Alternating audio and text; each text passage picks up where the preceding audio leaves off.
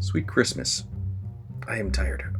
So yeah, as I usually freaking do because I'm insane, I decided to sit down and just binge watch all of Luke Cage season 1. All of it. So, a little sleep deprived, but screw it. Let's do it. This is going to be a spoiler-free review, so don't worry about that. I will be talking about elements like in the show, but I won't be ruining plot details. So don't worry about that. Regardless, from the get-go, go watch it. But yeah, cinematography and editing are on par with the past Marvel Netflix shows, Jessica Jones and Daredevil. It's fantastic. The shots look beautiful. It's edited very well. So if you're worried about those fronts, they got it covered. But something they do different is framing of shots. A lot of the framing is very symbolic, and so is like the use of colors, like light filters, and not like how I've said in my past reviews, like for Only God Forgives, where that uses to uses color to set the tone and mood.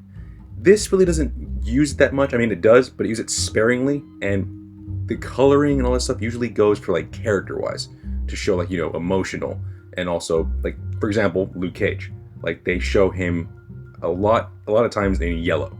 I mean, for obvious reasons because his costume is yellow, but also due to the fact that his temperament, he's always like on the yellow. He's like a race car. He's on the yellow. He's about to go. He's just ready to go whenever the hell whenever shit hits the fan. He's just ready to go. Now, similar to Daredevil, the action sequences are fantastic. With Daredevil, there always an underlying rhythm to all the action, but in this show, it's as clear as day because of the accompanying soundtrack, and I love it. Some standout scenes are ones that use intercutting between gunfights and stage performances at a club.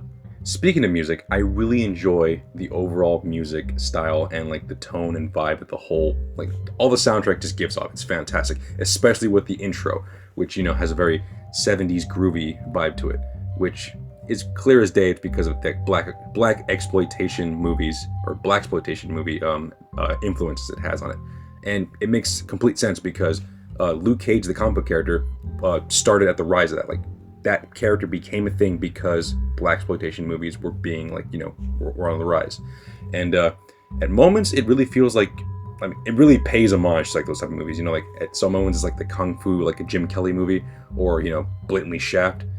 And in one instance, it's kind of like Blackenstein. Once you get to like the last couple episodes, you'll understand what I mean. I mean, it's pretty cool, but it was like weird, very sci-fi. Now let's get to the real reason to watch this show, and that is the plot and the characters. The overall plot is very faithful to the comics, everything from the main arc to Cage's origin story, which thankfully is not dragged out. Exposition is not shoved down your throat. It's given to the viewer at just the right time, right when your intrigue peaks. Overall, the pacing is superb, really building up each moment to like a perfect crescendo. And it does feel like some instances kind of like a slow burn type of show, like it's like a chess game. Like you're slowly you see one move happen, and then you slowly see the other opposing team, think about it and make their move, see how they handle it and stuff.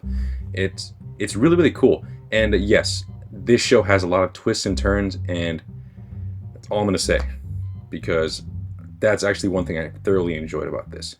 The dialogue is also fantastic. It's written with finesse, yet also contains the fun schlockiness of a comic book. Characters don't necessarily talk like real people, again thanks to the clear influences of blaxploitation. One moment a character will sound like a real human being, the next they sound like they're directly quoting a line from a Foxy Brown joint. It's almost like a caricature piece, but done half-assed, so the characters retain some realism. It works really well. The supporting cast is great, picking up the pieces of destruction caused by Cottonmouth and Cage's recklessness. Oh yeah, speaking of recklessness, a strong point of the show is the main antagonists. Cottonmouth is a two-bit thug with a thirst for power that stems from his dark past. His cousin a corrupt politician, and Shades, a dangerous henchman to his shadow from Luke's past. And to quote him, "Can you dig it?" Other standout characters are definitely Pops, as well as the returning Claire Temple and comic book favorite Misty Knight. Now let's talk about the title character, Luke Cage. And again, because I can't stop comparing them, but compared to the other two Marvel Netflix superheroes, he's the most reluctant hero of the trio. For example, Daredevil is the kind of person who runs into the fray and just pretty much doesn't care about his own well-being. He just wants to defeat evil. Jessica Jones is the type of person who would run away from her problems, but keeps getting dragged back in and fights her way through. And Luke Cage is a brick wall.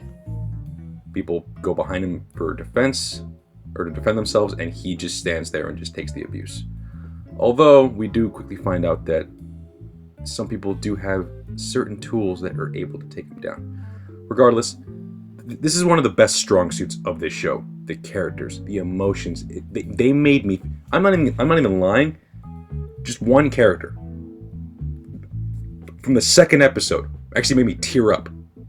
Made me tear up because of the emotion they were just exuding from them. Like holy crap! Like they got me in the moment and they hit me hard. I don't know what it was. Maybe it reminded me of something of my own but the fact that I was able to empathize that quickly was just amazing. Like I really felt the moment. And again, I'm just gonna tell you episode 2. You'll probably know what moment I'm talking about. Not really the ending, more the middle. You'll get it. But yeah, that moment just hit me hard for some reason. And from that alone, I knew the acting was just superb. If it was able to hit me that hard, I mean, I'm just rambling at this point, but that's one of the huge points that I really enjoyed about the show. The characters. The story's great, but the characters is what made me care about the story. Overall, the show is a great time. It embraces the setting of Harlem and really holds on to those homages from 70s action films, or kung fu films and like blaxploitation films. But yeah, it's a fantastic show, and it really holds up to the quality of the other 2 shows. Whereas Jessica Jones may have, had some faults here and there, I feel like it's an equal to Daredevil, but in a completely different way. It's a damn good show, and it shouldn't be missed by anyone.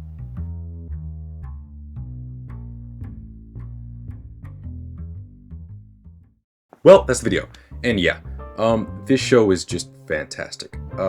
Again, it stands up on its own merits. It's freaking great. It's less gory than Daredevil, but I feel like in some moments it might be a little more intense because like certain situations and like I don't know, ruin anything. But it's a damn good show that stands up to its own merits. It's just a great watch. And usually with these reviews, I tend to just watch the whole thing like very, very quickly, like just binge through it for these reviews. And I honestly cannot wait to rewatch this show slowly, like on my own time. And again, like from beginning to end, I was enthralled the whole way through. So I'm stoked to rewatch this. And again, watch it for yourself, make up your own opinion. I freaking loved it, and I hope you do too. But that's the video. Thank you for watching. Like, comment, and subscribe. And I'll see you guys later.